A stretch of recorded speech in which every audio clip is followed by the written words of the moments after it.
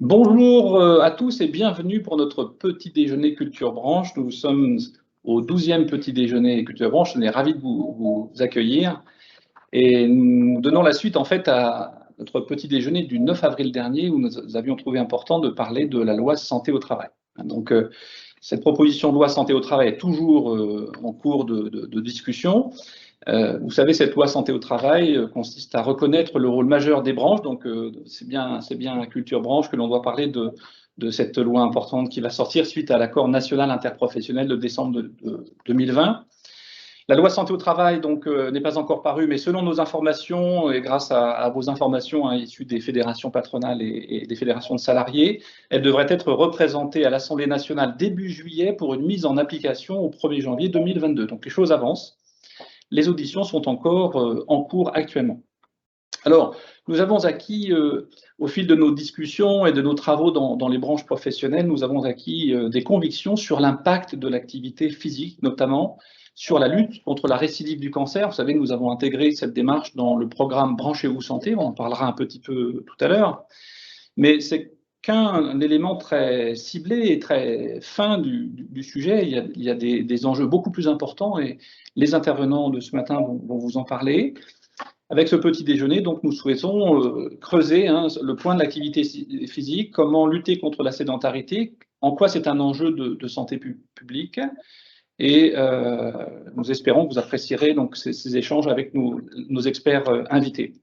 Alors, au programme, 3 temps forts seront au cours de se dérouler. Le premier temps fort, c'est l'activité physique et sportive en milieu professionnel. Nous écouterons l'intervention de Cécile Landreau, directrice du pôle juridique et social de l'Union Sport et Cycle. Alors, au fur et à mesure où je vais annoncer, vous allez pouvoir allumer vos caméras. Je demanderai à ceux qui ne sont pas intervenants d'éteindre leur caméra, s'il vous plaît. Ça sera plus facile pour voir apparaître les intervenants. Merci beaucoup à chacun qui n'est pas intervenant de couper sa caméra, s'il vous plaît. On est sur Teams, donc on fait avec un outil auquel chacun d'entre nous est habitué. Donc Cécile Landreau, directrice du pôle juridique et social de l'Union Sport et Cycle, qui commentera un nouveau décret avec Frédéric Tuèche, négociateur de branche CFTC, CSFV, donc chez Decathlon. Bienvenue Frédéric, bienvenue Cécile. En deuxième partie, deuxième temps fort, nous parlerons de l'activité physique adaptée. Vous noterez la nuance entre activité physique et activité physique adaptée ou activité sportive. On clarifiera le vocabulaire dans ce domaine. Sur l'activité physique adaptée, nous entendrons Grégory Nino, donc professeur de santé publique, mais on le présentera dans le détail tout à l'heure, Jean-Michel Ricard, président de Ciel Bleu, et Vincent Tarot, donc fondateur et dirigeant de Kipling. Et eh bien, nous avons notre grand témoin qui est représentant du comité de direction générale, Isabelle Hébert, qui est membre du comité de direction H2R, la mondiale, en charge de la stratégie du digital, du marketing et de la relation client. Merci Isabelle d'être présente avec nous à ce petit déjeuner Culture Branche. Voilà, vous savez tout. Alors, on va demander à tous les intervenants de réapparaître avec leur caméra. Parce que pour marquer, vous savez, on fait un petit déjeuner Culture Branche, mais la seule joie que l'on ait, c'est de montrer une tasse Culture Branche remplie de café, de jus d'orange pour dire on fait un petit déjeuner. On espère bientôt pouvoir faire un petit déjeuner en vrai, en présentiel. Vous savez que c'est le plaisir aussi de se rencontrer entre négociateurs de branches à notre siège boulevard Malesherbes. On n'a pas beaucoup usé la moquette depuis que l'on a déménagé boulevard Malesherbes, mais on espère bien se rattraper très rapidement. Eh bien, commençons tout de suite dans le vif du sujet sur la première partie, activité physique et sportive en milieu professionnel. Juste avant, j'ai oublié de vous préciser que vous pouvez poser des questions sur le fil de discussion et suivez bien le fil de discussion tout au long de ce petit déjeuner parce que nous vous mettrons en ligne les différentes informations et différents liens Internet qui vous permettront de creuser les sujets qui seront présentés. Et puis, je rappelle, ceux qui ne sont pas intervenants, si vous pouvez couper votre vidéo et micro, ce sera parfait. Alors, nous accueillons Cécile Landreau, directrice du pôle juridique et social de l'Union Sport et Cycle. Bonjour Cécile. Votre secteur est bien évidemment sensible à cette question. Vous allez nous présenter la branche professionnelle que vous représentez. Pourriez-vous donc vous présenter et nous en dire plus sur les différents dispositifs législatifs qui ont été récemment mis en place? La loi d'orientation des mobilités de fin 2019, le décret qui vient de sortir relatif aux avantages liés à la pratique du sport en entreprise. Nous vous écoutons, Cécile. Bonjour David, bonjour à toutes et à tous. Je suis en effet ravie de participer à ce petit déjeuner. Merci pour cette invitation. L'Union Sport et Cycle représente tout l'écosystème en fait marchand du sport en France. Et évidemment, le sujet le lien entre le sport et le bien-être, la santé est quelque chose en fait auquel nous sommes particulièrement sensibles, convaincus depuis toujours de l'importance du sport en fait pour le bien-être, à tel point que d'ailleurs en 2014, lorsqu'on a mis en place un contrat frais de santé, on avait souhaité ajouter au titre des mesures de prévention la prise en charge partielle d'abonnements sportifs. C'était assez original, c'était un petit peu atypique à ce moment-là, et AG2R à la mondiale nous avait suivis en fait sur cette aventure, et on leur remercie parce que c'est la petite valeur ajoutée de notre régime qui a eu beaucoup de succès. Je vous cache pas que nous regroupons un certain nombre de sportifs en fait parmi nos effectifs. Pardonnez-moi, Cécile, pourriez mettre votre caméra active, s'il vous plaît? Ah. Elle est active. Oui. Parfait, merci beaucoup. Bon. Donc évidemment beaucoup de sportifs dans notre secteur d'activité, beaucoup de sportifs également au sein de l'Union Sport et Cycle, des collègues qui vont courir à midi, qui pédalent le week-end, des athlètes accomplis, enfin pas tous, moi j'en suis pas forcément une, mais c'est pour ça peut-être que je suis particulièrement sensible à la terminologie qui est utilisée. On parle souvent de sport et certainement il est préférable d'utiliser le terme d'activité physique et sportive qui est plus large et qui peut parler à beaucoup plus de monde. Alors, David, pour répondre à votre question, il y a eu en effet deux avancées majeures en fait dans ce domaine. La première, c'était la création du forfait mobilité durable qui a remplacé l'indemnité kilométrique vélo, hein, pour ceux qui connaissaient, qui a été introduit par la loi d'orientation des mobilités. L'objectif, c'est de permettre en fait aux employeurs de pouvoir participer en versant jusqu'à 500 € par an et par salarié au développement des déplacements doux, notamment pour les trajets domicile-travail. C'est quelque chose qui a pas forcément démarré très fortement, certainement qui va connaître un essor avec la crise, puisque en fait, on s'est rendu compte voilà, que les Français avaient une certaine appétence et une certaine envie de vivre les transports en commun différemment. Et peut-être que ce dispositif va pouvoir être renforcé par un titre mobilité qui va être créé en fait d'ici cet été, qui est dont le décret d'ailleurs est en cours de rédaction. Le titre mobilité, en fait, c'est la possibilité, comme vous avez les tickets restaurants, les chèques vacances, la possibilité en fait d'utiliser ce chèque pour pouvoir acheter par exemple un vélo, tout le matériel en fait équivalent, des prestations, une assurance. Enfin, il y a un certain nombre de choses qui sont prévues et qui pourraient être intéressantes pour les entreprises et les salariés. Et la deuxième avancée concerne ce qu'on appelle un peu traditionnellement le sport en entreprise. Donc, je vais préférer, vous aurez compris, l'activité physique et sportive en milieu professionnel. Évidemment, c'est quelque chose qui n'est pas nouveau puisque on a déjà des entreprises dans le passé qui avaient le souhait de pouvoir mettre à disposition en fait de leurs salariés des équipements, des prestations, avec ou sans CSE, puisque souvent c'était quand même un domaine de prédilection des représentants du personnel. Mais il y avait un frein qui était notamment lié au risque, quand on avait un CSE, que cet avantage soit considéré comme un avantage en nature. Et donc, en fait, voilà, ces petits soucis avec les URSSAF qui freinaient beaucoup. On s'était rendu compte, on le dit un petit peu comme ça, si vous me permettez la métaphore, on avait beaucoup de croyants, finalement, sur le dispositif, le bien-être, en fait, du sport en entreprise, mais assez peu de croyants. Et on a réussi à pouvoir faire avancer, en fait, ce sujet qui a donné lieu donc déjà à la loi de financement de la sécurité sociale avec un article 18 dédié et à un décret du 28 mai dernier qui permet donc de sécuriser la pratique des entreprises, voilà, toutes les entreprises, quelle que soit leur taille et leur organisation. Bien, alors donc beaucoup de croyants, mais peu de pratiquants, hein. On avait la crainte de l'avantage en nature. Alors, que prévoit ce décret donc, qui vient de sortir tout à fait récemment? Oui, tout à fait. Alors, en fait, il est assez simple et pragmatique. Il prévoit en fait la possibilité pour l'entreprise, donc qu'elle ait ou non un CSE, de pouvoir mettre à disposition de ses salariés des infrastructures, des équipements collectifs, donc une salle de sport en fait en direct ou une salle de sport qui serait louée, tout le matériel correspondant. Il n'y a pas de plafond. À cet avantage, et également des prestations, donc en fait des cours, des participations à des compétitions, donc vous voyez, pas forcément pour moi, mais pour des gens qui sont vraiment sportifs, et dans ces cas-là, il y a un plafond qui est prévu, qui correspond à 5% du plafond mensuel de la sécurité sociale.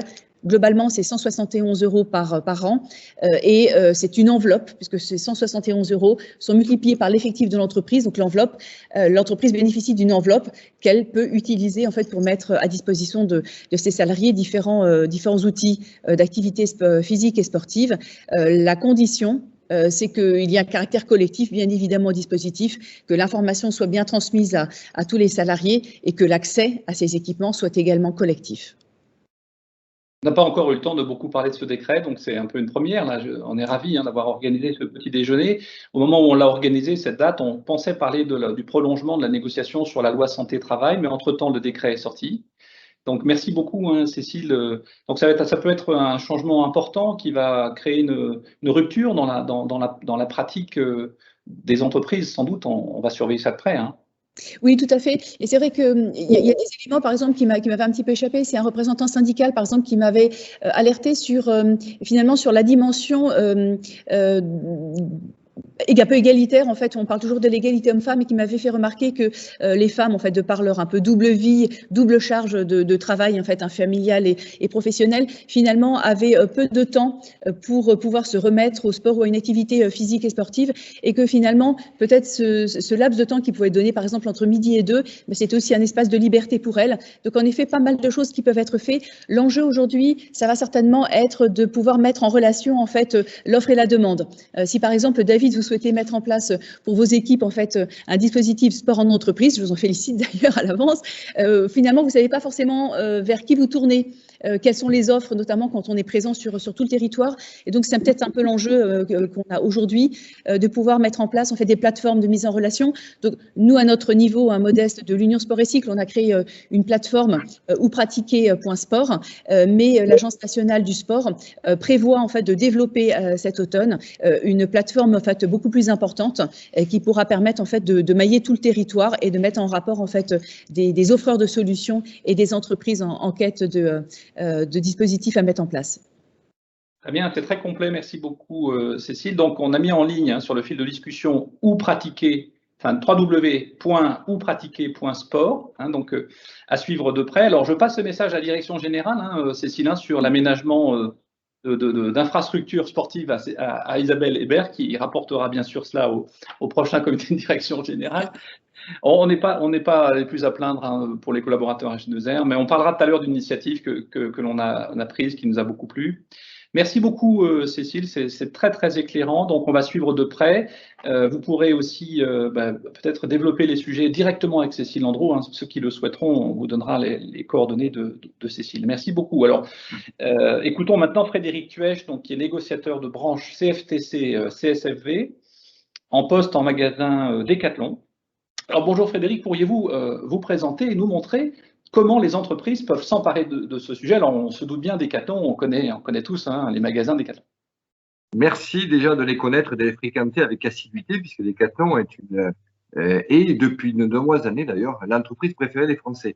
Donc, je remercie tous les participants qui sont clients en même temps au passage. Je suis un commerçant aussi. Voilà. Donc, Frédéric Tuèche, je suis en poste chez Decathlon depuis le siècle dernier. Voilà. On peut résumer comme ça. Je suis également négociateur pour la CFTC CSV auprès de la branche du sport. Je collabore avec beaucoup d'assiduité avec Cécile pour les accords de branche. Donc ce matin, je vais vous parler du forfait mobilité durable et un petit peu son application chez Decathlon, si vous le permettez, David.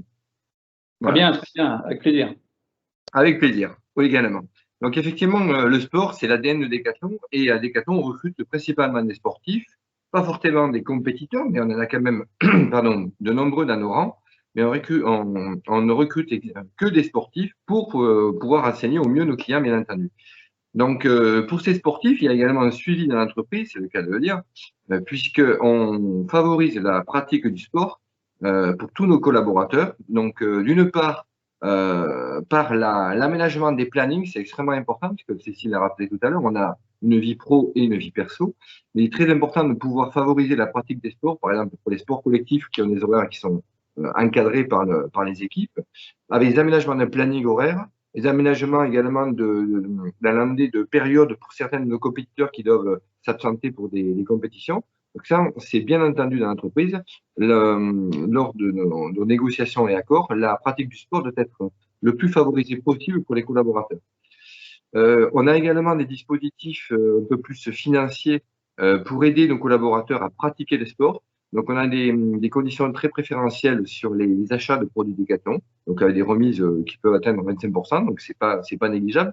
Ça nous permet de tester nos produits le plus régulièrement possible, particulièrement sur les produits sur lesquels nous travaillons au quotidien, sur nos rayons. Donc, on a également la possibilité d'emprunter les produits, de les tester et de faire des remontées d'informations auprès des marques Decathlon concernées.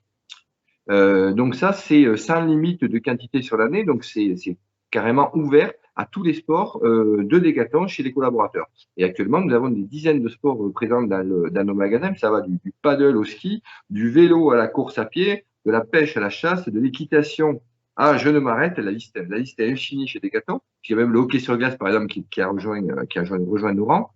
Donc, effectivement, la liste des sports que l'on peut pratiquer avec des conditions préférentielles sur les produits est très, très longue chez Decathlon. Également, et à un niveau un peu plus régional, tous nos comités d'entreprise favorisent le remboursement des licences sportives avec un plafond, mais ça dépend des régions, des budgets des comités d'entreprise régionaux. Donc, ça fait partie également des aides prévues pour les collaborateurs. Il y a également une autre possibilité qui se fait sur ce qu'on appelle les décathlons villages. Ce sont des décathlons régionaux qui sont particulièrement grands et sur lesquels il y a des zones de pratique sportive, qui peut être du sport en salle, des clubs d'équitation, des clubs de golf, etc., etc. Donc, sur ces clubs, il y a des accords entre les prestataires qui animent ces activités sportives et Decathlon, des accords qui permettent d'avoir des licences sportives à tarif préférentiel pour les collaborateurs. Donc, ça, c'est très intéressant pour tous ceux qui sont dans les zones de ces Decathlon villages. Je vais ensuite vous parler du forfait mobilité durable qui est mis en place chez Decathlon depuis 2017, en particulier sur l'indemnité vélo. Donc, c'est un accord qui a été remis à jour le 1er octobre de l'année dernière, donc en 2020. Chez nous, je prends les chiffres en main. Il est particulièrement représentatif sur l'indemnité de kilométrage vélo. Donc ça, effectivement, beaucoup de Decathlon sont dans des grandes métropoles. Donc il y a la métropole parisienne, bien entendu, mais il y a également Bordeaux, Lyon, Marseille, où nous avons des concentrations de magasins qui sont au-delà de la dizaine de magasins. Donc sur ces grandes métropoles, effectivement, comme l'a souligné Cécile tout à l'heure, ça a été particulièrement favorisé par la crise sanitaire, où beaucoup de collaborateurs ont préféré utiliser des moyens de mobilité douce plutôt que les transports collectifs. Donc, par exemple, si on prend l'indemnité vélo que j'ai sous les yeux, en 2017, la première année où ça a été mis en place, Decathlon a grosso modo remboursé aux collaborateurs une centaine de milliers d'euros. Par contre, l'année dernière, donc en 2020, cette somme atteint le triple. Donc, on a doublé entre 2017 et 2020 sur l'indemnité vélo. Ce forfait mobilité durable chez Decathlon est également développé à d'autres styles de remboursement. Donc, on peut se faire rembourser effectivement les indemnités vélo. On peut se faire rembourser du covoiturage ou de l'autopartage si les véhicules sont à faible émission. Ça concerne évidemment les transports en commun. Et en plus, ça favorise également l'achat dans nos magasins. Et comme on est très ouvert d'esprit à Decathlon dans les autres magasins, ça permet également tout ce qui est frais d'entretien et de réparation du vélo, l'achat d'accessoires du vélo, etc., etc. Et comme je vous dis, comme on est très ouvert, ça peut être chez Decathlon ou d'autres prestataires vélo suivant les sites où ça se produit. Donc, pour l'instant, comme l'a dit également Cécile tout à l'heure, décidément, je la suis, mais elle m'a précédé, donc je suis obligé. Elle a défloré le sujet, je ne peux pas faire autrement. Pour l'instant, donc, ce forfait mobilité durable est encadré par la loi jusqu'à 500 € par an. Pour les centres Décathlon, on rembourse jusqu'à 300 € par an et par collaborateur sur ce forfait mobilité durable. Par contre, nous sommes en pleine NAO actuellement, donc les juristes apprécieront. Et lors de ces NAO, l'entreprise attend de nous proposer, contre d'autres garanties bien entendu, que ce forfait passe à 500 €, c'est-à-dire au plafond. Donc nous sommes tout à fait ouverts à ces propositions et je n'en dirai plus dans d'autres réunions peut-être, pour savoir si on est passé à 500 € par an. Très bien, très bien. Et alors, juste une petite séquence émotion, hein, Frédéric, parce que si vous êtes un ancien Décathlon, j'ai un souvenir ému de l'époque où l'équipe de vélo était AG2R Décathlon. AG2R Décathlon. C'était le maillot le plus vendu dans les magasins Décathlon. Et je me souviens, on avait beaucoup d'opérations avec les magasins Décathlon dans les régions dans lesquelles on était, et on faisait des animations, c'était très très sympa. Dommage hein, qu'on ne soit plus ensemble dans ce domaine-là. En tout cas, on pourrait se dire juste ce que vous dites, oui, mais ça, c'est des salariés de Décathlon, c'est des magasins de sport, c'est pas du tout transférable vers d'autres entités. Hein. Probablement, c'est des commentaires que les uns et les autres font. Je voudrais juste, Frédéric, vous poser la question de qu'est-ce qui est aujourd'hui le plus utilisé finalement? Il y a une belle palette de choix rendus possibles chez Décathlon et source de dynamisme, hein, j'imagine, mais qu'est-ce qui est le plus utilisé par les salariés concrètement? Donc, il faut rappeler que l'indemnité vélo a été mise en place en 2017. Donc, c'est un dispositif qui, effectivement, a triplé depuis cette époque-là. Par contre, le 1er octobre 2020, c'était hier, entre guillemets, on a mis en place le FMD, forfait mobilité durable. Et là, actuellement, les dispositifs qui montent en puissance, c'est carrément l'équipement, puisque l'équipement atteint en quelques mois déjà une cinquantaine de milliers d'euros. C'est le dispositif numéro 2, l'équipement. Donc, l'équipement, ça peut être de la trottinette pour le milieu urbain, ça peut être du vélo, ça peut être du roller et ça peut être l'entretien de tous ces produits, les équipements de protection, etc., etc. Donc, en deuxième ligne, c'est le transport en commun qui arrive et en troisième ligne, le covoiturage. J'ai beaucoup parlé des décathlons entre guillemets urbains, puisque nous avons évidemment un maillage très serré sur les métropoles. Il y a également des décathlons qui sont un peu plus ruraux, donc qui sont dans des zones secondaires en France. Là, effectivement, c'est le forfait mobilité durable est moins implanté par rapport à tout ce qui est transport en commun, puisque le maillage n'est pas du tout le même. Donc, on attend quelques années pour pouvoir vraiment parler de l'évolution sur ces secteurs-là du forfait mobilité durable. Très bien. Ça donne envie, hein. Effectivement, je comprends que Decathlon soit une entreprise aimée. Moi, je pensais que c'était AG2R La Mondiale, hein, l'entreprise préférée des Français, mais je n'ai pas vérifié les statistiques. Hein. On pourra en reparler ensemble plus tard. Merci beaucoup, hein, Frédéric. Merci beaucoup, Cécile et Frédéric, pour cette première partie. Du coup, on aborde la deuxième partie. Tout ça est bien sympathique. On entend l'Union Sport et Cycle, donc c'est une fédération patronale qui représente tous les magasins de vente du matériel sportif. On entend la CFTC de chez Decathlon dire que c'est formidable l'activité sportive, mais à quoi ça sert tout ça? Est-ce que c'est vraiment le rôle de l'entreprise? Est-ce qu'il y a un vrai enjeu autour de l'activité sportive? Eh bien, nous allons aborder cette partie avec un professeur éminent. On est très proche du professeur Grégory Nino pour travailler avec Grégory Nino depuis maintenant près de 3 ans. Alors, bonjour Grégory Nino, vous êtes professeur à l'Université de Montpellier. UMR, INSERM, Institut d'Hébré d'épidémiologie et de santé publique, Institut du cancer de Montpellier, plateforme CEPS. Bon, c'est une fois qu'on a dit le CV, déjà ça calme. Et nous travaillons ensemble depuis donc quelques années sur notre programme de prévention Branchez-vous santé, on en parlera tout à l'heure, hein, c'est les interventions non médicamenteuses après cancer. Mais d'abord, Grégory, est-ce que vous pouvez nous éclairer sur l'activité physique adaptée d'un point de vue médical? Est-ce que c'est important de s'emparer du sujet?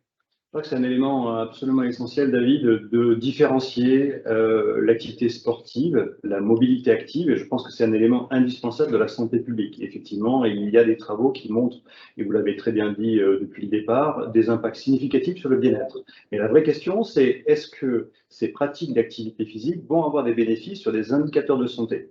Eh bien, effectivement, on a aujourd'hui des données scientifiques extrêmement fortes avec des expertises collectives INSERM, la dernière qu'on a réalisée avec une équipe de 20 personnes et qui est disponible sur Internet en disant les programmes d'activité physique et non pas uniquement de l'activité physique ou de la mobilité vont avoir des impacts significatifs sur la santé. Vous savez probablement qu'aujourd'hui, il y a à peu près quasiment 4 millions de morts de la Covid. La sédentarité, je vais le dire de façon assez véhémente ce matin, mais en tout cas, la sédentarité tue plus dans le monde que la Covid.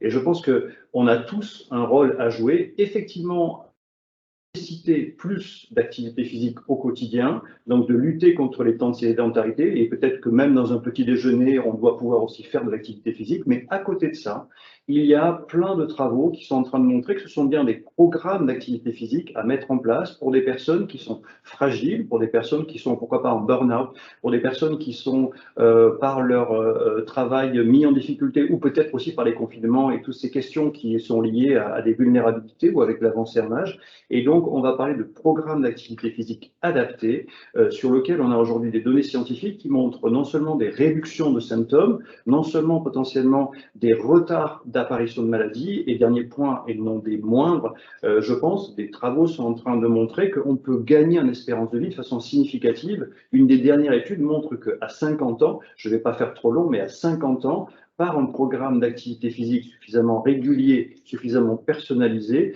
une femme de 50 ans peut gagner 14 ans d'espérance de vie, c'est pas rien, 14 ans d'espérance de vie, et un homme peut gagner 12 ans d'espérance de vie, donc de durée de vie, avec une qualité de vie tout à fait suffisante, parce qu'il y a un programme d'activité physique adapté. Donc voilà, schématiquement, David, la différence qu'on pourrait imaginer entre une pratique sportive sur laquelle on a une vocation sociale, une vocation de bien-être, la mobilité active sur laquelle effectivement il faut être plus actif, ce sont des recommandations de santé publique indispensables. Mais à côté de ça, notre Décathlon, on peut bien aller acheter un vélo d'appartement à Décathlon, mais si c'est pour simplement le mois de janvier le mettre dans son salon, puis le mois de mars commencer à le mettre plutôt dans son Kajili, puis après dans son garage, c'est peut-être pas suffisant. Il faut effectivement aller plus loin avec une pratique qui est régulière et personnalisée. Oui, oui. Bon, alors Frédéric Tuech sera très content hein, de dire qu'on est allé chercher le vélo chez Decathlon, hein, même si c'est un vélo d'appartement. Du coup, qu'est-ce qu'on peut rajouter à cette urgence en fait, sanitaire? Vous dites qu'il y a un enjeu. Quand on dit 14 ans de vie en plus, alors c'est toujours un peu plus pour les femmes que pour les hommes, je ne comprends pas pourquoi. Plus 14 ans pour les femmes, plus 12 ans pour les hommes, mais bon, on comprend que il y a une différence depuis de nombreuses années hein, sur l'espérance de vie en bonne santé entre les hommes et les femmes. Mais sur cette urgence, comment on peut appuyer davantage le message, alors, Grégory? Le message est d'aller au-delà de ce qu'on entend de la santé publique, notamment de l'Organisation mondiale de la santé. Vous l'entendez tous, y compris dans les médias. Donc l'idée de 2h30 d'activité physique par semaine va avoir un impact significatif sur la santé. Mais ceci n'a pas de rapport avec les éléments spécifiques liés à l'âge, liés au sexe, comme je l'ai évoqué, mais également aux conditions de travail, mais également aux situations peut-être familiales, socioculturelles. Et donc, l'idée, c'est d'aller plus loin avec un bilan personnalisé sur lequel on va voir un petit peu les faiblesses, les points de faiblesse, notamment sur des questions musculaires. Les muscles ne sont pas fabriqués de la même façon. Il y a à la fois des fibres de type 1, des fibres de type 2, et on va pouvoir comme ça spécifier des recommandations, donc des programmes d'activité physique, et toute la question va être après de la question de la mobilité terme et de comment on va pouvoir passer finalement de quelque chose qui était une recommandation générale à une supervision, donc à un accompagnement. Et donc c'est la raison pour laquelle peut-être qu'on reparlera de cette question-là, mais autour de points spécifiques comme le programme Branchez-vous santé sur le cancer, en disant que là on va rentrer dans une logique sur laquelle des programmes d'activité physique adaptés vont être personnalisés pour des personnes par exemple qui sont atteintes d'un cancer, qui ont été traitées pour un cancer, et dont l'objectif est véritablement d'avoir des effets significatifs sur la durée de vie. Et donc ces programmes sont effectivement avec des doses, avec des contenus, avec des séances qu'on peut évidemment ajuster en fonction de son lieu de vie, mais il y a quand même un certain nombre de passages obligés. Donc, grosso modo,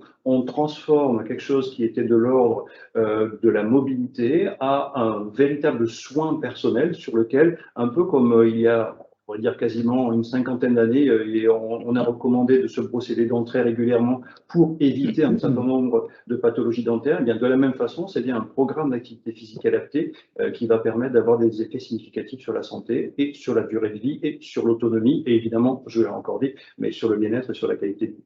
Alors là, je veux bien qu'on s'arrête 2 minutes sur le sujet parce que c'est une prise de conscience hein, pour le groupe AG2R mondial. Quand on s'est rencontrés, on a je le dis pour les administrateurs qui sont présents ou les négociateurs de branche, depuis une dizaine d'années, le groupe AG2R mondial a soutenu une initiative avec l'Institut Curie Coucou Isabelle qui apparaît sur l'écran avec Grégory, c'est super, on vous voit bien. Hein, on vous voit bien.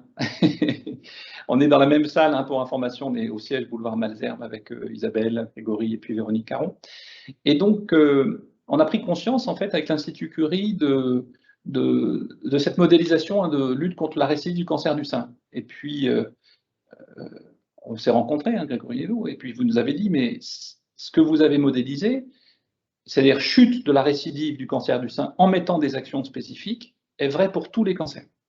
Alors, j'aimerais bien vraiment, Grégory, que vous puissiez insister sur le sujet, c'est quel est l'impact réel de l'activité physique adaptée sur la récidive du cancer en chiffres. C'est-à-dire que là, c'est le scientifique que vous êtes qui avait mesuré et qui allait annoncer un chiffre très très précis qui encourage vraiment à se pencher sur la question sérieusement. Il y a aujourd'hui une convergence d'avis scientifiques, ce n'est pas uniquement nous, mais au niveau mondial, à la fois des experts aux États-Unis, au Canada, en Angleterre, en Europe, et donc des recommandations internationales qui disent bouger plus ne suffit pas à lutter contre la récidive d'un cancer. Et à des doses spécifiques, notamment 3h30 d'activité physique suffisamment intense, suffisamment régulière, pour des cancers curatifs, c'est-à-dire des cancers qui ont été traités par radiothérapie et ou chimiothérapie et ou chirurgie. Le chiffre que vous attendez, David, c'est moins 38% sur le cancer du sein, le cancer de la prostate et le cancer colorectal. En gros, les principaux cancers qui ont des traitements. Eh bien, si les personnes, finalement, après les traitements, et aujourd'hui en France, on a des systèmes hospitaliers absolument remarquables sur lesquels les personnes vont être bien traitées, l'inconvénient, c'est qu'une fois que les traitements se sont arrêtés, elles reviennent chez elles et ne considèrent pas l'activité physique comme un soin à part entière. Et vraiment, j'insiste sur l'idée que ça devient un soin comme une pilule à vie et sur lequel les données scientifiques montrent que moins 38% de récidive d'un deuxième cancer dans la même localisation qu'une autre localisation, c'est un effet tout à fait significatif et qui est prouvé donc par non seulement des études de cohorte, mais aujourd'hui également des essais cliniques au sens des essais cliniques exactement comparables à des études de médicaments, donc des groupes contre placebo qui montrent à quel point on a des effets significatifs. Et là, tout d'un coup, c'est un changement de paradigme. J'aime bien cette notion, vous avez raison de parler de changement de paradigme. C'est pas uniquement, encore une fois, comme on a démarré la matinée en disant c'est juste pour se divertir, pour avoir un impact significatif sur le bien-être. Mais c'est bien, on parle bien de durée de vie, on parle bien d'un deuxième cancer qui va être évité. Et donc, ça veut dire véritablement une autonomie supplémentaire et ça veut dire aussi potentiellement des réductions d'hospitalisation et toutes les conséquences et tout le fardeau social que peut avoir aujourd'hui le cancer. Voilà, c'est ce qui est très impressionnant et vraiment cette rencontre pour nous est précieuse, hein, Grégory, les travaux que l'on mène ensemble. J'en profite, hein, pour saluer, hein, le travail des administrateurs du groupe qui ont jugé important de soutenir les travaux, hein, vos travaux à Montpellier, Grégory. Et je remercie les négociateurs de branche, leur confiance d'avoir mis en place ce programme Branchez-vous Santé. Ce n'est pas un accessoire. Voilà, on est en train de dire ce matin que ce n'est pas un accessoire de se préoccuper de l'activité physique adaptée. Vous avez compris la nuance entre activité sportive et activité physique adaptée. C'est bien encadré spécifiquement. Il y a une chose sur laquelle j'aimerais que vous reveniez, Grégory, c'est la notion de fibre musculaire. Alors, ce n'est pas n'importe quel sport pour n'importe quel problème de santé. Si vous pouvez voir deux athlètes, un athlète qui fait du 100 mètres et un athlète qui fait du marathon, vous voyez que grosso modo, ils ne ressemblent pas physiquement et leurs muscles, notamment les muscles des cuisses, ne sont pas du tout les mêmes. Vous avez des fibres de type 1 qui sont des fibres lentes, qui sont à voie énergétique sur lequel on va consommer de l'oxygène et sur lequel on va métaboliser notamment des lipides. Donc ce sont pour les athlètes d'endurance et ce sont des muscles très fins et qui ne dégradent pas, en gros, on n'a pas d'acide lactique qui est produit de façon très conséquente. Et vous avez de l'autre côté les sprinteurs sur lesquels ils font du renforcement musculaire, sur lesquels on a une force explosive, si vous voulez, sur lequel on peut se servir de cette force pour porter, pour sprinter. Eh bien, dans un certain nombre de pathologies, on se rend compte que, et notamment des maladies chroniques, les maladies chroniques, c'est quand même 20 millions de personnes en France qui en sont atteintes, et avec les progrès de la médecine qui amènent des diagnostics de plus en plus précoces, il va y avoir de plus en plus de personnes malades chroniques. Eh bien, en fonction non pas uniquement de la sédentarité, mais de ces maladies, il va y avoir des déficits musculaires qui vont être soit d'ordre de la fibre du sprinter ou de la fibre plutôt du marathonien.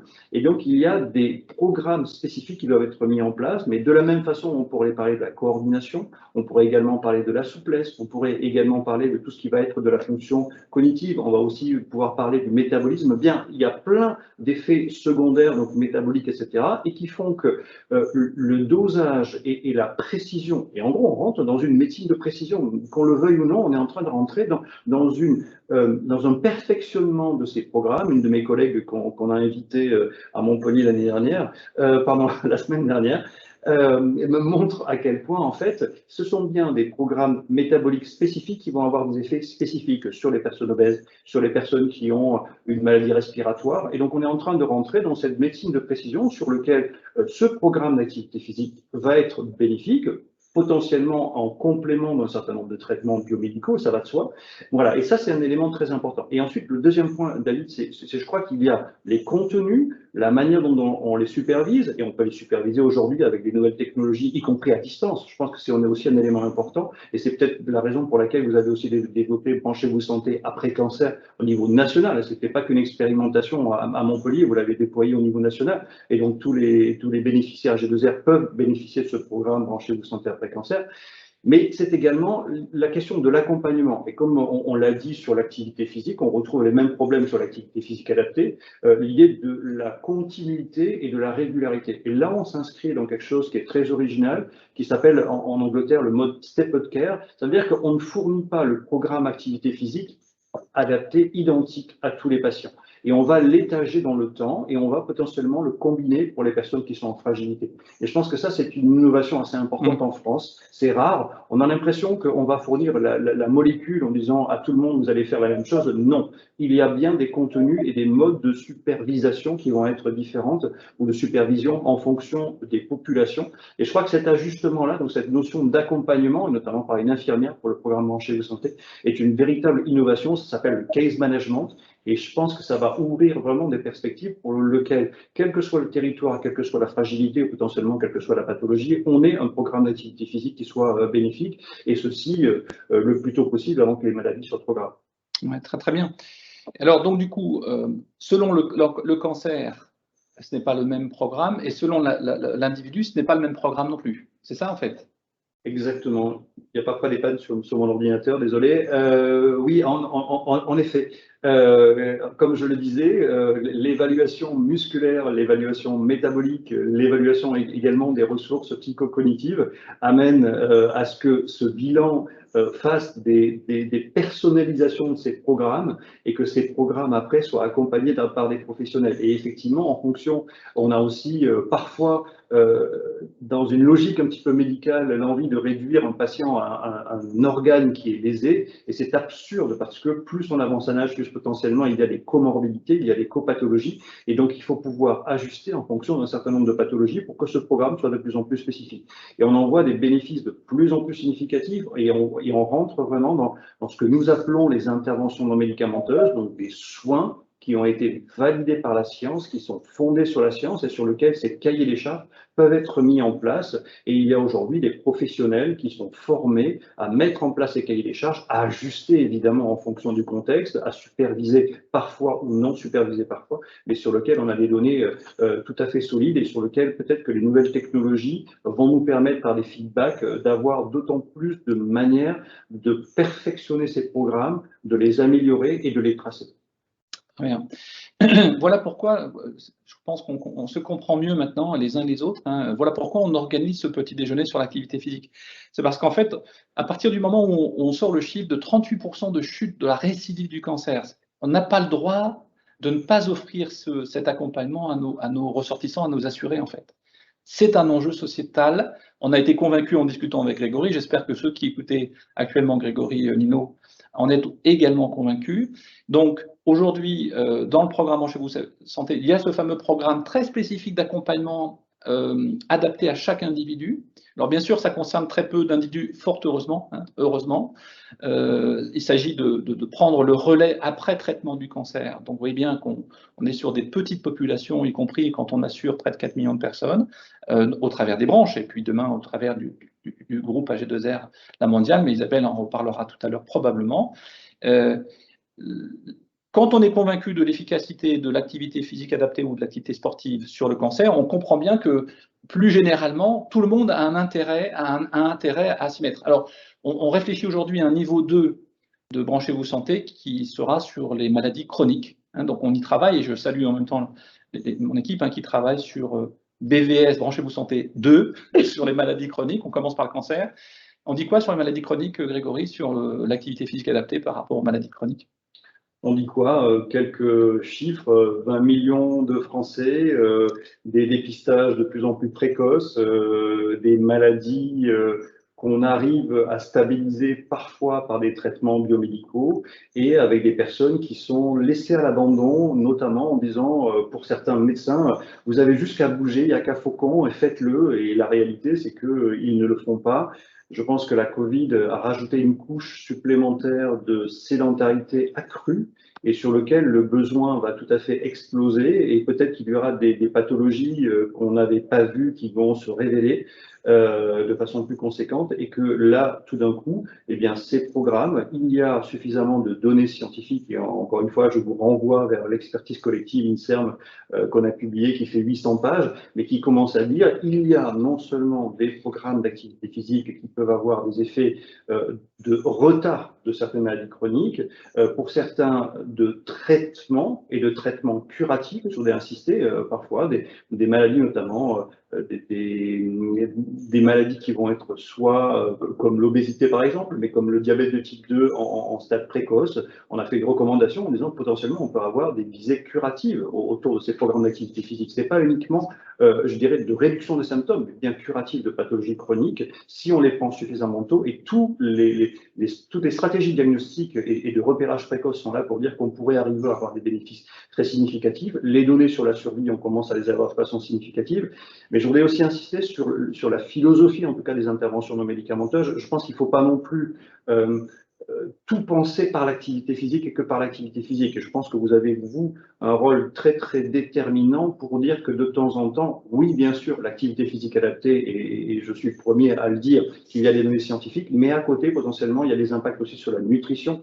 Et donc, il y a des interventions non médicamenteuses à mettre aussi associées sur la nutrition. Et potentiellement, il y a des interventions non médicamenteuses à mettre en place spécifiquement sur le sevrage tabagique, donc sur l'arrêt du tabac. Et il y a aussi, donc, comme ça, des petites briques qu'on peut combiner en fonction des populations, de ces interventions non médicamenteuses qui ont des efficacités très significatives et sur lesquelles, lorsqu'on les met les unes à côté des autres, un des papiers qui vient de sortir en 2019, ce que j'ai ici dans mon diaporama, mais montre que les effets ne sont pas uniquement l'un plus l'autre, ils sont additionnels. Ils sont additionnels. Je crois que c'est un élément important aussi à retenir, de dire que l'activité physique, c'est bien, mais potentiellement, si aussi la personne peut, après, avoir un autre impact sur la réduction, soit l'arrêt du tabac, c'est aussi un impact. Donc, avec d'autres interventions non médicamenteuses, on peut avoir quelque chose qui est vers une salutogénèse, si on voulait employer un mot anglo-saxon qui est aujourd'hui de plus en plus employé et de plus en plus utile, notamment pour les boomers, mais peut-être aussi les jeunes générations. Voilà, qui est parfaitement clair. Alors, guérir du diabète de type 2, franchement, on n'en parle pas tant que ça. La capacité, c'est un scientifique qui le dit, moi je ne suis pas compétent pour dire ça, mais enfin, on n'imagine pas, on pense que c'est inéluctable et que c'est tombé sur nous. Et voilà, et donc, activité physique à suivre de très très près, vous avez bien compris. Vous pouvez nous donner un petit encouragement aux négociateurs de branche qui sont en face de vous, à nos administrateurs et au comité de direction générale du groupe AG2R mondial. David, vous allez trop loin, je suis à l'université de la recherche, je ne me connais pas suffisamment bien, mon job est de montrer si ça marche ou ça ne marche pas, mais j'ai envie de dire qu'on a devant nous, par ce qu'on a vécu tous les uns les autres, peut-être tester quelque part les effets de la sédentarité ou des conséquences sur nos proches, et on voit à quel point la prévalence du cancer est très importante, et je crois que c'est plus aujourd'hui qu'un discours de communication, de changer de paradigme autour de l'activité physique et autour de l'activité physique adaptée. Et que on a créé le premier master, et j'ai dirigé le premier master d'activité physique adaptée il y a 20 ans. On nous prenait pour des fous en disant que l'activité physique adaptée avait des vertus thérapeutiques. Aujourd'hui, finalement, on voit que c'est devenu quelque chose qui est standard. Et je pense que vous avez à faire à peu près la même révolution. Peut-être que vous êtes encore un petit peu en avance et que ça paraît peut-être risqué aujourd'hui, mais le monde de demain est peut-être indispensable d'être transformé. Je dirige des jeunes médecins en ce moment sur des thèses de médecine et ils sont en train, et peut-être que c'est les jeunes qui sont en train de nous faire changer de façon significative en disant attention, regardez ce qui est en train de se passer et je dois, pour être un bon médecin, être quelqu'un qui prend soin de moi et pas uniquement être en train de suivre 80 personnes par jour et être voilà. Et je crois que la culture du soin et l'intégrer et le pratiquer, et donc pratiquer des interventions non médicamenteuses, c'est une transformation. Donc j'espère que par vous-même vous allez vous y mettre et c'est peut-être la meilleure façon, notamment la jeune génération. Je crois qu'elle a beaucoup à nous apporter là-dessus. Et peut-être que les cinquantenaires ont fait 2-3 bêtises et les boomers ont fait 2-3 bêtises là-dessus en pensant qu'on aurait une pilule miracle, que la médecine du siècle dernier permettrait d'avoir les traitements miracles de tout.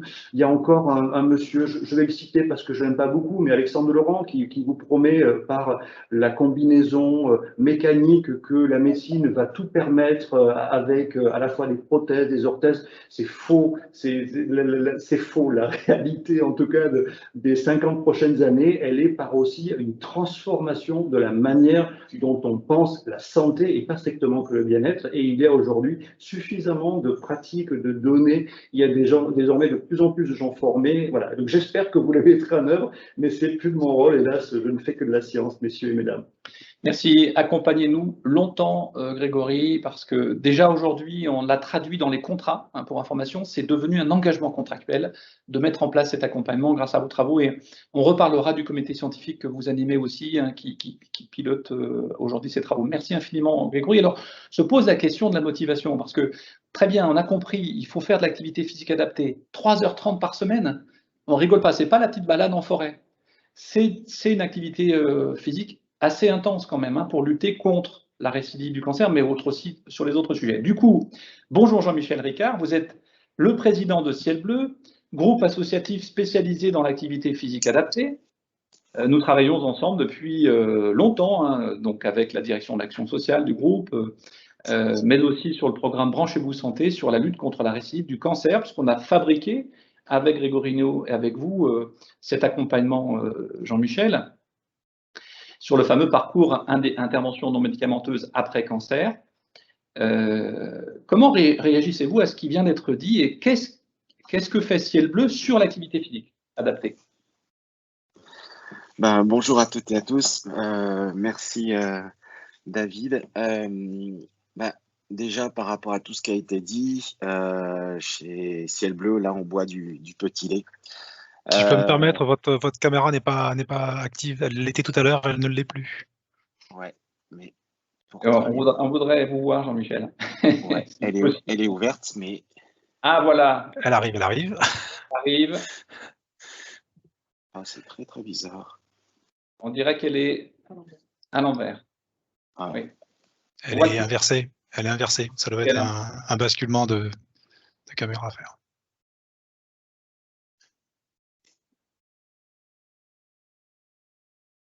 Oh excusez-moi. Pas de souci, Jean-Michel, pas de souci.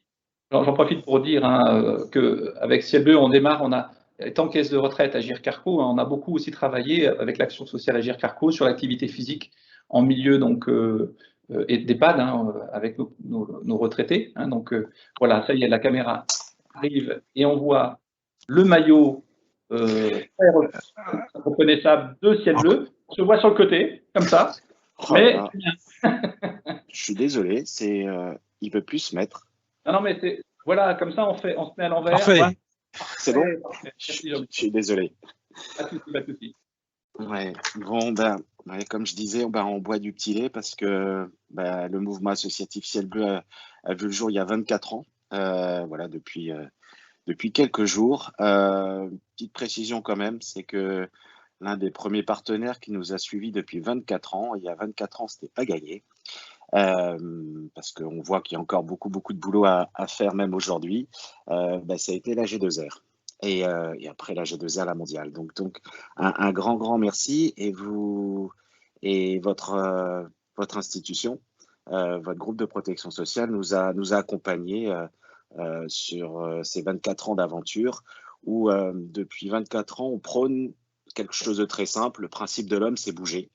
C'est pas être sédentaire, c'est bouger. C'est le principe de l'homme. On a grandi comme ça. Nos sociétés se sont construites comme ça. Et comme disait Grégory avant, les effets de ce satané Covid en 2020 a été assez incroyable. Alors bien sûr, en termes de maladies, de décès, mais aussi de sédentarité. Et on voit l'effet de cette sédentarité sur, on accompagne un peu plus de 150 000 personnes chaque semaine en France, sur plus de 9 000 lieux d'intervention. Les gens sont dans un état de sédentarité assez incroyable, avec beaucoup d'accompagnement de personnes atteintes de maladies chroniques. Ces maladies se sont aggravées parce que les personnes sont restées chez eux, cloîtrées. Et le principe de l'activité physique et l'activité physique adaptée, c'est tout simplement la vie. La vie avec un grand V. Et la vie, c'est pas juste être en bonne santé physiquement. C'est aussi être en bonne santé cognitivement. Être capable de pouvoir prendre des risques, de sortir de chez soi. Et aussi au niveau social, la rupture du lien social est quelque chose qui a été assez dramatique pour beaucoup de nos bénéficiaires pendant ces 15 mois de confinement, de couvre-feu. Et c'est tout ça l'activité physique. Ça, quand tu posais la question à Grégory, pour convaincre les gens, il y a plein de choses à dire. Ça permet de créer de l'emploi qualifié, local, non délocalisable.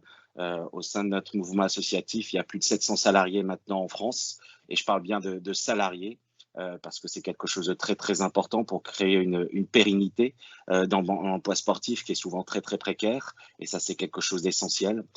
Ça permet de redonner le sourire aux personnes.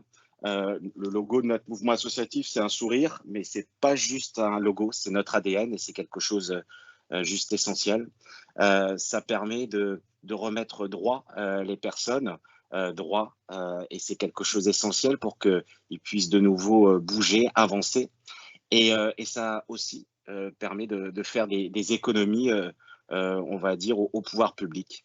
Parce que Grégory en a parlé, il y a un certain nombre d'impacts sur l'économie de la santé, mais l'activité physique, c'est comme dans une entreprise, quand on investit, la prévention, il ne faut pas attendre des retours le lendemain, un an plus tard, c'est vraiment sur la durée. Et et nous, on prône pour une vraie politique de santé publique où, entre autres, comme outil, il y aurait l'activité physique et l'activité physique adaptée, parce que c'est vraiment un cercle vertueux où tout le monde est gagnant. Et notre histoire qui s'est inscrite depuis 24 ans en direction de personnes âgées plutôt très dépendantes en maison de retraite, et petit à petit, en perdant la main, en faisant rentrer des partenaires grâce au corps médical, paramédical, et ils nous ont demandé d'adapter cet outil, l'activité physique, selon les envies, les capacités et les besoins des personnes en direction de personnes en situation de handicap, de personnes atteintes de maladies chroniques, que ce soit la maladie de Parkinson avec France Parkinson, les AVC avec France AVC, le cancer, et je reviendrai par rapport à tout ce que on a fait ensemble avec la G2R, la mondiale, les personnes en surpoids, diabète, obésité, et aussi dans le monde du travail. Et ça a été une vraie demande il y a un peu plus de 10 ans, à la demande de groupes de protection sociale, de complémentaires santé, de syndicats de salariés, de chefs d'entreprise, en disant on parlait toujours des bénéficiaires, mais on n'était pas dans le monde du travail, il y avait sûrement quelque chose à inventer.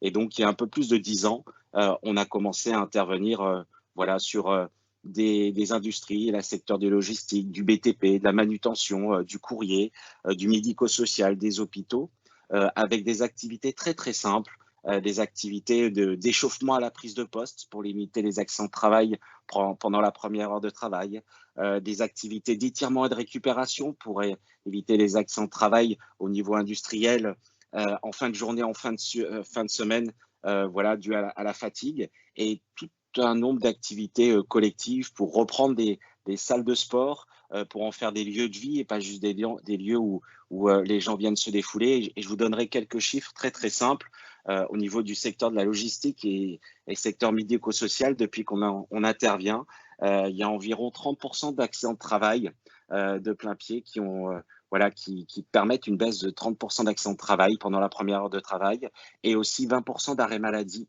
en moyenne, des arrêts maladie des lombalgies chroniques, la ligne 57, vraiment due à des problématiques physiques. Dans la manutention et le courrier, c'est aussi environ 25% d'arrêts maladie en moins.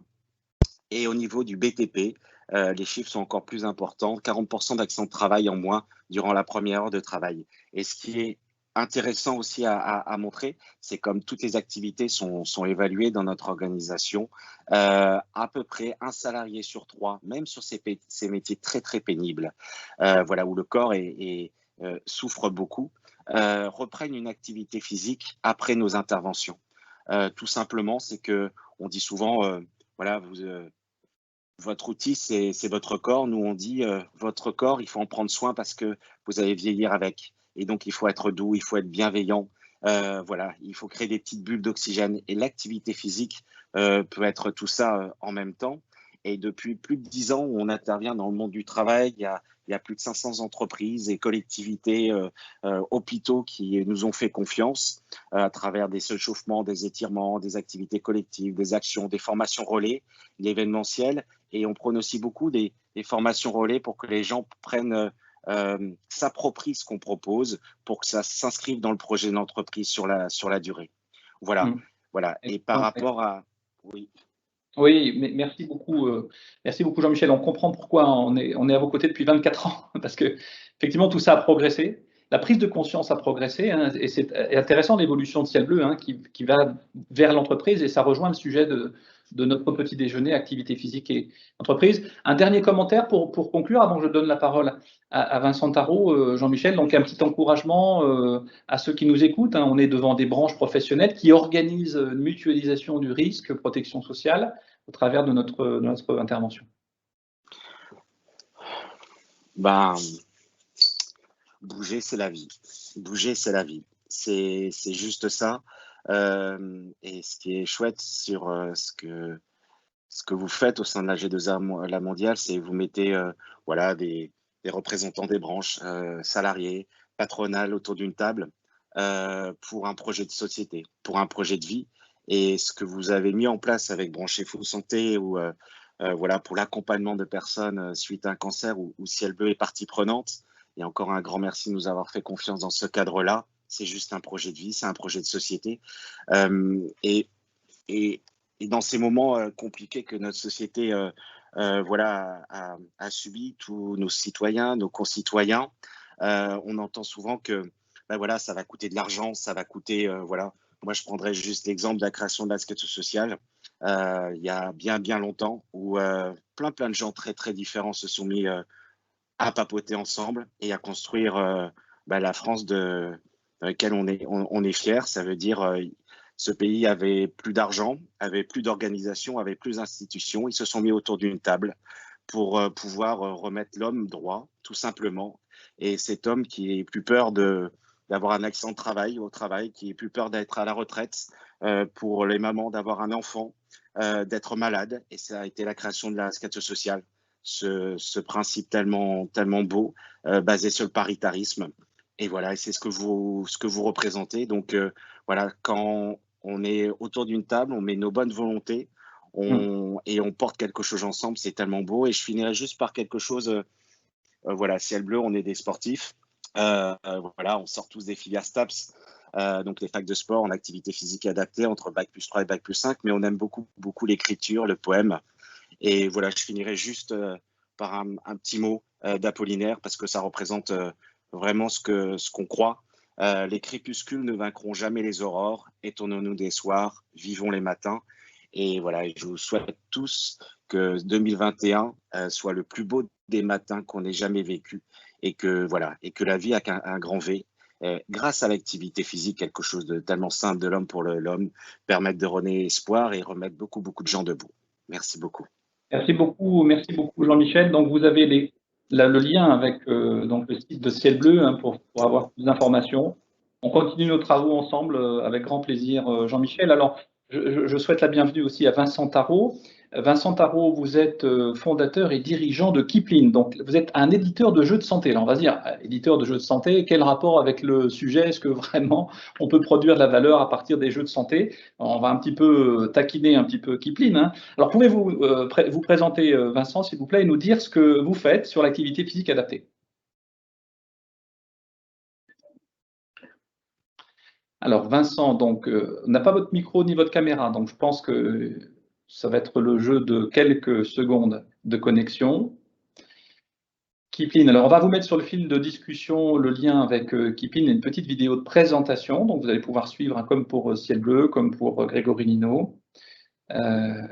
Vincent, allô, dites-nous si vous êtes là. Alors, je vous dis, hein, pendant que Vincent essaie de se connecter avec nous, voilà, dans l'équipe, hein, la direction des accords de branche, on est 80 collaborateurs, hein, donc on est une petite équipe au sein d'AG2R. On a lancé un défi et on s'est appuyé sur l'outil Kipling. Et en fait, on l'a fait en test, on s'est dit en souris de laboratoire, il n'y a pas de raison qu'on ne teste pas pour nous-mêmes ce que l'on dit, hein, parce qu'il faut que les actes rejoignent la parole. Et donc, on a lancé ce petit test, on a fait ça pendant 3 semaines. Bon, alors, je vais vous dire, les garçons, on s'est pris la honte parce qu'on n'est pas beaucoup de garçons dans l'équipe, mais les filles nous ont explosé hein, sur l'activité physique. Je tiens à le dire. Alors, 14 ans de plus en espérance de vie, c'est évident. Mais il y a eu un vrai impact, sur la motivation, l'idée de mettre un peu de la gamification a un impact. Et du coup, on a apprécié cet outil, hein, et c'est pour ça que Vincent Tarot, si vous pouvez nous en parler, ben vous le faites maintenant ou vous vous taisez à jamais. On va dire ça comme ça. Non, revenez dès que c'est possible, hein, Vincent. Je vais continuer pendant qu'on trouve une solution technique. Je voudrais citer 3 initiatives. Hein, 3 initiatives. Ah, Vincent, voilà, super, Vincent. Alors, Vincent. Excusez-moi.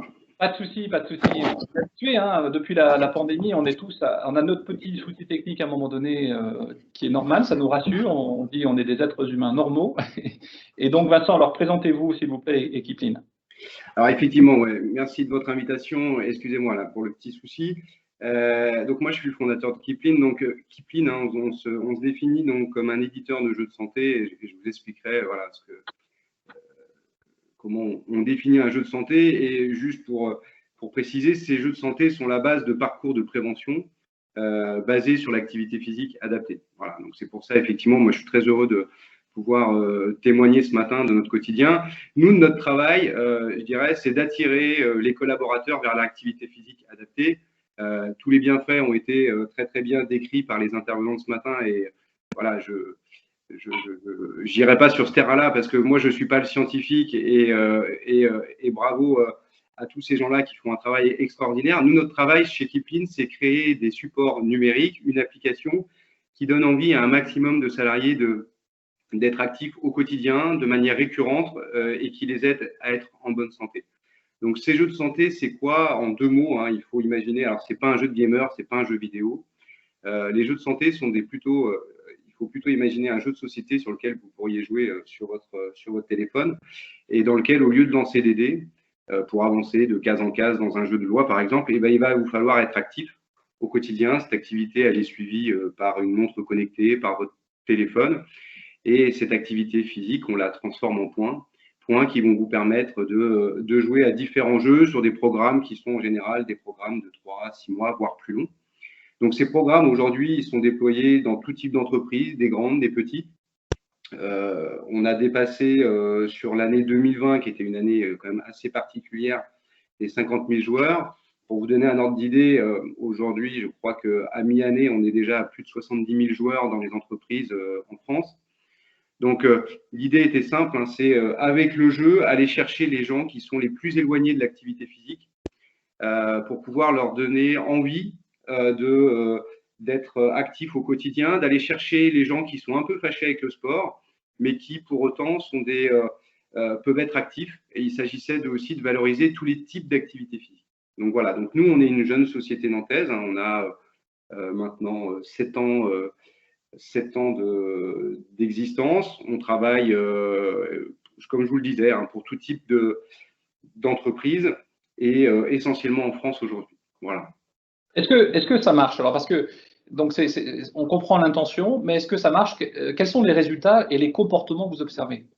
Alors, ça fonctionne. Alors, je préciserai hein, qu'on est une société. Alors, effectivement, on est un acteur du numérique, mais pour autant, depuis le départ, on travaille avec des professionnels de santé. On a un comité scientifique hein, qui est présidé par le professeur Martine Duclos, avec qui on travaille et qui nous aide à évaluer l'impact de nos programmes. On est impliqué dans de la recherche clinique également. Ce qu'on mesure très bien aujourd'hui, c'est qu'on a une capacité assez importante à faire sortir les gens du seuil de sédentarité, puisque grosso modo, hein, plus de 65% de nos joueurs, avant d'utiliser notre solution, sont bien en deçà du seuil de sédentarité. À l'issue du programme, donc ils sortent de ce seuil, et puis on vient faire des mesures de manière un peu plus éloignée du programme, parce qu'on est bien d'accord, comme le disait le professeur Nino, il faut ancrer le changement de comportement, et c'est ça l'enjeu. Et donc, on vient mesurer à 6 mois, à 1 an, et on est sur des taux qui peuvent être encore à 50%. Notre vocation, c'est pas de créer des changements de comportement vers du sportif de haut niveau. Hein. Nous, c'est l'activité physique du quotidien, c'est la marche à pied pour aller travailler, c'est mettre, voilà. Et ça, le jeu a de ça d'intéressant qu'il met en situation les utilisateurs les plus loin de l'activité physique, de remettre un petit peu dans leur quotidien, parce que les jeux les incitent à ça. Et qu'une fois qu'ils se sont rendus de manière ludique, qu'ils se sont rendus compte que ce n'était pas très compliqué de mettre 15-30 minutes d'activité modérée par jour dans leur quotidien, et ben, certains, en tout cas, une majorité, vont l'ancrer. Donc voilà, donc c'est à ça qu'on travaille. On mesure aussi très bien notre capacité à engager les gens, puisque je préciserai que l'ensemble de nos jeux sont des jeux qui se jouent en collectif, hein, ce n'est pas un jeu individuel, ce qui correspond très bien au format de l'entreprise et de la prévention en entreprise, puisque ce sont des jeux qui se jouent en équipe de collègues qui vont jouer ensemble, qui vont communiquer, et donc il y a un effet d'entraînement qui est très important. Très bien, je peux que encourager à le faire, hein. On l'a testé en vrai, pour de bon, ça crée une émulation et une forme d'enthousiasme collectif, alors qu'on peut avoir des hésitations hein, et des inquiétudes parfois avant de lancer les choses, donc franchement bravo hein, pour la construction de ces jeux, c'est absolument remarquable, et il y a du fond, il y a du sens, et il y a surtout de la durabilité dans le changement hein, de comportement. Hein. On a fait cette interview hein, dans l'équipe quand on a terminé le jeu après 3 semaines de marche intensive, on va dire, et on a eu beaucoup de plaisir à entendre des collègues dire « moi, je me suis remis à marcher davantage ». C'est des objectifs modestes, mais quand on voit l'enjeu de société que représente l'activité physique, tout est bon, hein, tout est bon et toutes les énergies sont bonnes pour aller dans cette direction-là. Hein. Un dernier mot peut-être pour conclure, Vincent? Bah, écoutez, je ne peux que voilà, m'aligner sur tout ce qui a été dit ce matin. C'est vrai que l'enjeu aujourd'hui, il est d'intégrer l'activité physique dans tout le quotidien. Alors, des collaborateurs, mais effectivement des parcours patients. Il faut savoir que nous aussi, hein, on travaille beaucoup avec le monde de la santé. Moi, je trouve que les choses bougent, et c'est vrai que moi, je suis très content que des acteurs comme vous l'êtes, des négociateurs de branche, aujourd'hui, tendent l'oreille à ce qui est fait, et j'espère le promeuvent en tout cas. Je pense que les entreprises en ont besoin, tout à fait. Merci à vous. Ben, merci beaucoup Vincent. Une précision sur Kipling, vous avez l'agrément ESUS, hein, c'est ça que vous m'avez dit Oui, on est une entreprise effectivement à mission, on est ESUS. On a dans nos statuts la vocation d'être très inclusif, hein, encore une fois. Donc, on n'est vraiment pas réservé à des entreprises, je ne sais pas, on n'est pas élitiste. Hein, on travaille, nous aussi, hein, même dans les secteurs d'activité dans lesquels les collaborateurs sont le plus exposés. On est très vigilant aussi au fait de traiter l'ensemble des données de santé dans le respect des personnes et de bien préserver leurs données de santé. Je pense que c'est très important. Voilà. Bien sûr. Très bien, excellent. Merci beaucoup Vincent pour cette intervention. Alors, Avant de donner la parole à Isabelle, hein, qui va faire une conclusion, qui va rassembler un peu les différents repères, et on attend avec impatience son intervention, je voudrais signaler trois initiatives. Trois initiatives, on va vous les mettre sur le fil de discussion. La première, je salue notre administrateur Philippe Lamblin, qui est fan, hein, de l'activité physique en milieu de l'entreprise, ancien DRH. Philippe Lamblin a toujours été très sensible à ça, nous a beaucoup fait progresser à G2R. Et aujourd'hui, Philippe Lamblin travaille sur l'emploi, le recrutement via l'activité sportive. Ça s'appelle du stade vers l'emploi. Regardez, c'est une initiative extrêmement originale qui se déploie aujourd'hui sur toute la France, donc on vous le met sur le fil de discussion. Deuxième initiative, on voudrait saluer Elena Maneru de M180. Son projet a été financé par l'action sociale du groupe dans différentes instances, et régionales et nationales. Et Elena s'est spécialisée sur les échauffements musculaires avant prise de poste dans des entreprises de propreté et de l'agroalimentaire notamment. Hein, mais voilà, donc Elena, coucou Elena, on est ravis de vous savoir parmi nous. Vous avez également sur le fil de discussion m180.fr, jetez un œil de très près. Et puis la troisième initiative, qui est une initiative d'AG2R, alors là on rejoint bientôt le Tour de France. Hein. Dans quelques jours, on est à Brest pour le lancement du Tour de France. Suivez de près ce qui va se passer samedi, hein, avec notre équipe de vélo. Eh bien, on a une communauté qui s'appelle Vivons Vélo, qui est remarquable. C'est mené par notre direction de la communication. Communauté d'amateurs de vélo qui a été lancée par le groupe en 2015. Et c'est aussi l'idée de remettre les gens au sport pour leur santé. Mais c'est 300 000 personnes dans la communauté, figurez-vous. C'est quand même à noter. Vous avez également le lien. Alors, c'est quoi la suite pour les branches? Vous avez compris qu'on a bâti le programme Branchez-vous Santé, mais c'est que le début d'une aventure. Hein. C'est un embryon de quelque chose de bien, mais qui reste à faire prospérer. Vous avez, en tant que négociateur de branche, l'outil haut degré de solidarité, le HDS. Vous n'avez pas besoin de la recommandation pour le faire. Des anciennes désignations, des labellisations, tout le monde peut faire du haut degré de solidarité. Avec Branchez-vous Santé, pour lutter contre la sédentarité, mais aussi aider ceux qui n'ont pas les moyens de faire du sport, sport sur ordonnance. On va se poser la question et aller vers les personnes les plus exposées à des risques de santé. Ce sera ça notre préoccupation, et vous pouvez compter sur nous pour continuer d'entretenir votre réflexion sur ce sujet de fond. Alors Isabelle, et merci d'avoir participé à ce petit déjeuner toute la matinée. Je te donne la parole pour rassembler un peu toutes ces idées-là. Je mets mon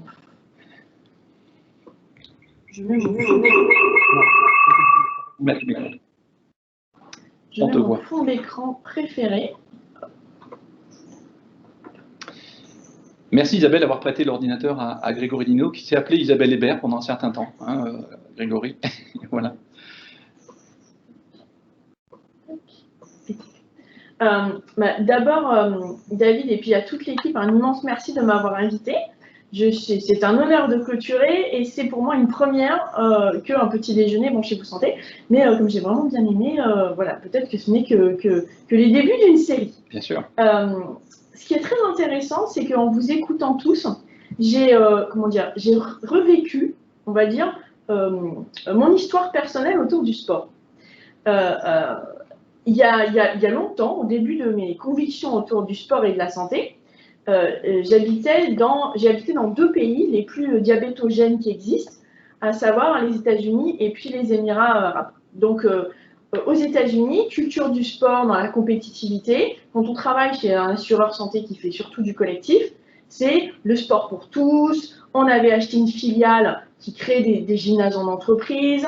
On était pour le soutien à l'abonnement s'il n'y avait pas la capacité d'avoir un gymnase en entreprise sur site. On organisait des compétitions internes dans l'entreprise, externes entre entreprises. Et c'était toute une culture qui disait la santé de l'entreprise, c'est la santé de ses salariés. L'activité d'une entreprise, au sens de son activité économique, c'est l'activité de ses salariés. Avec vraiment cette conviction que le sport permettait aux salariés d'être plus productifs et plus présents et moins de présentéisme. Alors avec évidemment l'immense ironie des programmes qui donnent l'impression qu'ils sont pour tous, mais qui sont en fait pour des happy few de ceux qui sont sportifs et pas 90% de la population des salariés américains qui ne sont pas du tout dans cette culture-là.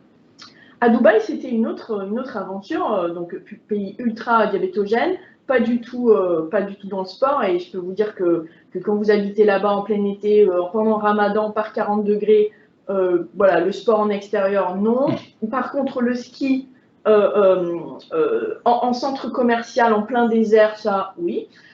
Mais donc c'était un petit peu autre chose. En tout cas, le sport en entreprise là-bas, c'était très intéressant. C'était les compètes entre expats, parce que c'était pas les locaux hein, qui sincèrement n'aiment pas le sport, mais c'était des compètes entre expats et c'était une façon de faire de la sociabilité. Et j'étais vraiment convaincue, dans une logique, que accès au sport, c'est comme un peu accès aux soins. Donc il fallait éparpiller l'investissement, donner accès à tous pour que tout le monde s'investisse dans le sport. Et puis un jour, j'ai eu une sorte d'épiphanie mathématique en me disant, mais est-ce que c'est vraiment en faisant ça, c'est-à-dire en se donnant l'illusion qu'on donnait accès au sport, peut-être à tous, qu'on avait le plus d'impact et que peut-être l'efficacité, elle était dans la somme de petits pas et que ceux qui faisaient déjà du sport, même si leur entreprise les aidait financièrement, ça n'allait pas leur faire beaucoup plus de sport, ou en tout cas, ce n'était pas ça qui allait avoir un impact massif sur leur santé. Et que par contre, tous ceux, par exemple aux États-Unis, qui n'en faisaient pas du tout, et qui d'une certaine façon, psychologiquement, n'en avaient rien à faire du tout, eux, on pouvait peut-être, en les faisant bouger un tout petit peu, avoir un impact beaucoup plus significatif. Et donc, la vision de l'efficacité, c'était peut-être pas l'illusion du nombre qui finalement ne serait utile qu'à certains, mais focaliser sur ceux qui ne le feraient pas, ne l'auraient jamais fait. Et donc, ne le feraient pas, ne l'auraient jamais fait, pour les raisons voilà, qu'on a discutées ce matin, la sédentarité, donc qu'est-ce qui me donne le courage de me mobiliser? Donc, focaliser l'investissement sur la sédentarité, focaliser aussi l'investissement dans un esprit accès aux soins, accès au sport, sur ceux qui n'ont peut-être pas les moyens d'accéder au sport. Oui, certes, on peut dire on achète une paire de tennis à Decathlon. Je suis une immense fan de Decathlon. Mais voilà, pour certains, c'est peut-être pas le running qu'ils préfèrent et d'autres infrastructures sportives peuvent coûter plus cher.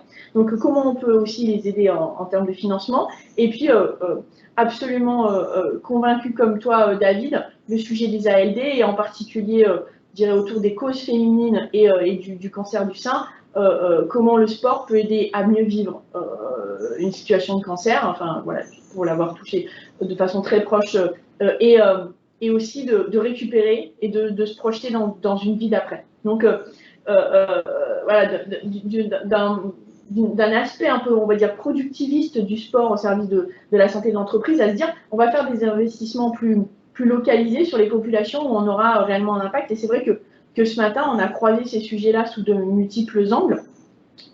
Comment on peut faire des petits pas, parce que la somme de beaucoup de petits pas est peut-être plus utile qu'une somme moins importante de très grands pas pour une population plus réduite.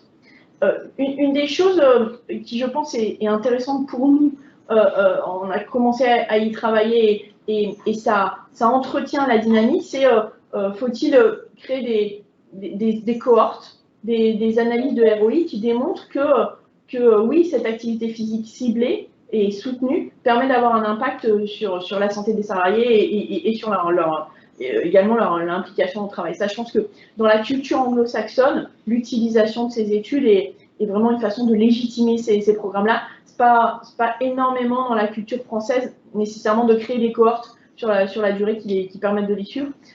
Et je pense que ça, voilà, ça peut être un enjeu. Sauf dans la culture de Grégory Lino. Voilà, exactement, c'est ce que j'allais dire.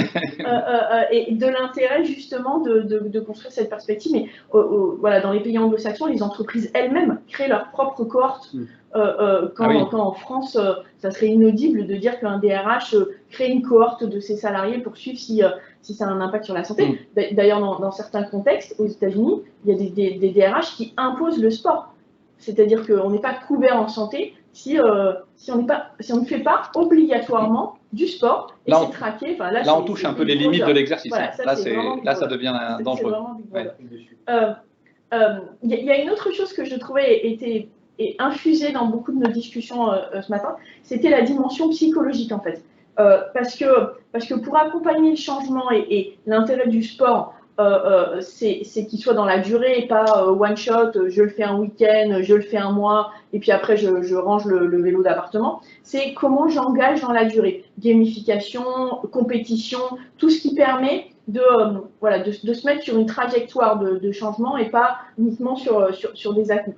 Et ça, je pense que c'est intéressant aussi de se dire, en utilisant tout ce qui sont les études sociologiques et de santé comportementale, behavioral health, comment comprendre comment on peut créer de l'envie, comment on peut créer de l'envie dans la durée et de l'engagement en fait, et que l'engagement sportif, il peut être certes un engagement individuel, mais il se nourrit aussi du collectif, comme on a pu le voir juste avant.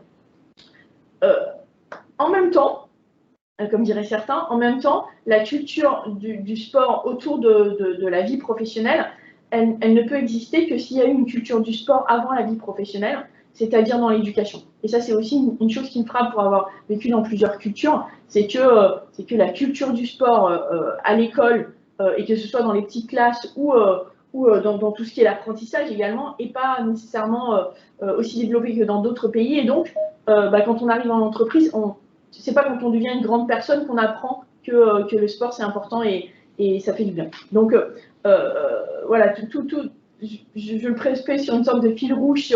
C'est intéressant de garder un œil sur l'étranger pour voir les différences culturelles, comment les autres pays vivent le sport, comment les autres entreprises d'autres pays vivent le sport, parce que dans le grand marché économique mondial, on est en concurrence avec ces autres entreprises qui peut-être utilisent le sport au service de leur propre l'engagement de leurs salariés, de leur propre productivité.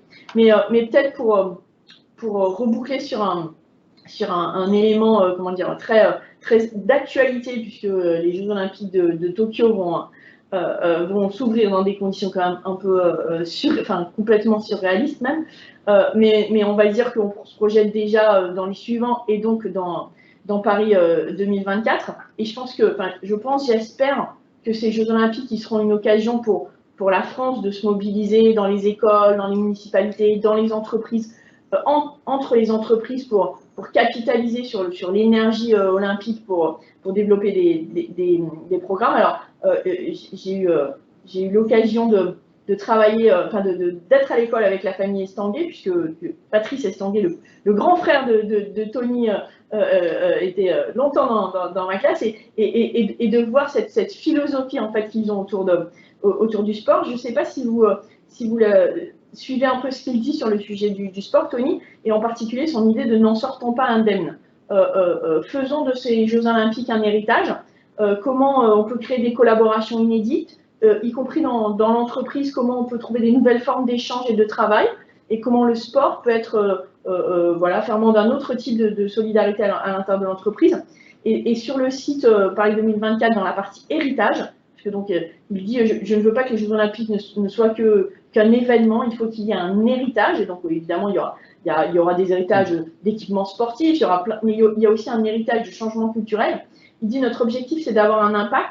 Bien sûr, ces jeux seront magiques, nous ferons tout pour qu'ils soient inédits, mais cela ne suffit pas. Nous voulons utiliser ces années avant les Jeux pour développer la place du sport. L'héritage matériel, ce n'est pas une finalité. La finalité, c'est de faire bouger les Français. Le facteur humain, c'est ce qui fera la différence. Et je pense que se dire aussi dans la perspective Paris 2024, est-ce qu'il y a des choses à imaginer pour capitaliser sur l'énergie nationale pour que dans les entreprises, il y ait encore plus de créativité autour du sport. Donc, j'ai essayé d'illustrer ce qui m'avait le plus frappé dans toutes nos discussions ce matin, mais je trouve que c'était un très beau petit déjeuner, je t'en félicite. Merci beaucoup Isabelle.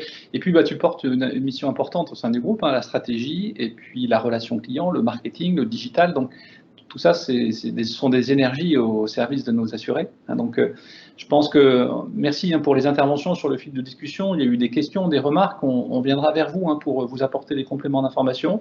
Je crois qu'on vous a mis en ligne beaucoup de liens qui vous permettront de poursuivre votre analyse. En tout cas, moi, je lance un message avant de laisser Véronique Caron, qui a préparé tout ça avec son équipe, conclure ce petit déjeuner, un message aux branches professionnelles, aux négociateurs de branches que vous êtes, aux administrateurs que vous êtes, c'est allez, on continue, on a là une sorte de bloc d'argile qu'on peut travailler et développer au service de l'intérêt général. On est vraiment sur des enjeux, on a compris, on ne parle pas de sport pour le plaisir de faire du sport, puis c'est un peu discriminant le sport, il y a ce côté un peu désagréable, je suis sportif ou je ne suis pas sportif. Alors ceux qui n'ont jamais été sportifs, ils disent mais moi c'est pas pour moi. En fait c'est ça, on a voulu passer le message que c'est pour vous, c'est pour tous ceux qui se disent non sportifs. Le vrai enjeu, il est d'aller chercher ceux qui sont trop sédentaires et qui, grosso modo, se mettent un peu en danger. Grégory Lino l'a rappelé. Véronique, bravo pour cette organisation. En conclusion, si tu veux dire quelques mots. Oui, merci David, merci Isabelle. Oui, du coup, un petit mot, un point d'agenda, un classique point d'agenda. Alors, il y en a un qu'on ne voit pas tout là-haut, David en a parlé, c'est le départ du Tour de France samedi, du coup, qui va nous tenir en haleine jusqu'au 18 juillet. Voilà, donc pour revenir sur Culture Branche, donc on a encore un programme chargé jusqu'à la fin de l'année. Pour commencer, le 14 septembre, nous aurons la 13e présentation du baromètre de l'absentéisme et de l'engagement EMIG AG2R La Mondiale, donc le 14 septembre matin. Nous aurons, j'espère en tout cas, la chance d'avoir un happy hour Culture Branche en présentiel, donc le 16 septembre en fin de journée à 17h30. Tu peux dire le concept à Isabelle, oui. l'happy hour, je pense qu'elle n'a pas encore fait d'happy hour avec nous. Alors, l'happy hour, c'est un sujet, 1 heure, un sujet, une dégustation. Voilà, donc, voilà. C'est une vraie happy hour. On ne peut pas trop le faire à distance. Non, effectivement, ça, même si on a nos mugs, voilà, c'est moins sympa. Voilà, et puis on a une rencontre de prévue le 15 novembre, donc sur une matinée sur la prévoyance, enjeux et défis de la prévoyance. Puis nous aurons le forum juridique Culture Branche, effectivement le 13 octobre, donc c'est avant, pardon. Et pour clôturer l'année, nous aurons le retour, puisque ça fait 1 an qu'on n'avait pas pu faire cette manifestation, du colloque Fidéré, avec du coup le thème des questions d'avenir sur les branches professionnelles, avec le cabinet Fidéré Avocat. Voilà pour l'agenda. En tout cas, merci infiniment à tous les intervenants et aussi, bien sûr, aussi à l'équipe Culture Branche qui a œuvré pour travailler et préparer cette matinée, en particulier la direction des accords de branche et la direction de la communication. Merci beaucoup, à très bientôt. Vous retrouverez le replay sur le site et puis on va vous envoyer aussi par mail une newsletter d'ici quelques semaines avec le replay et tout se retrouve sur le site Culture Branche. Voilà, merci à tous et à très bientôt. Très bonne journée à tous.